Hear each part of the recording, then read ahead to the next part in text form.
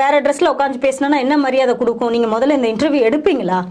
So அந்த மரியாதையை இன்னைக்கு காவல்துறை வந்து எல்லை மீறுறாங்க.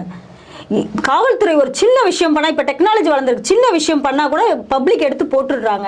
நிறைய லவ் சாங்ஸுக்கு டூயட் பாடுறது, அந்த ஆடை மேல ஒரு மரியாதை இல்லாம யூனிஃபார்ம் போட்டுக்கிட்டு ரீல்ஸ் பண்றது, அவனுக்கும் ஃபைன் போட்டு தானே ஆகணும்.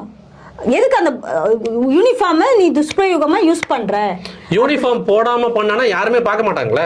நீ ஒரு ஆளாவே மதிக்க மாட்டாங்க சார். யூனிஃபார்ம் இருக்கும் தான் உன் மேல ஒரு மயம், உன் மேல ஒரு கண்ணியும், உன் மேல அந்த போலீஸ் யூனிஃபார்முக்குன்னு ஒரு மரியாதை இருக்கு 100%.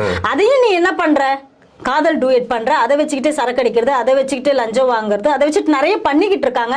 அதை வந்து சட்டம் இன்னும் காவல்துறைக்குள்ள அதிகாரிகள் இன்னும் நடவடிக்கை எடுக்கணும். அப்படி அந்த யூனிஃபார்ம் மேல அக்கறை இல்லாம நீ ஒரு விஷயம் பண்ணினா உன்னோட வேலையே பறிபோகும்ன்ற ஒரு சட்டத்தை கொண்டு வாங்களேன். யாருமே பண்ண மாட்டாங்கல்ல. இன்னைக்கு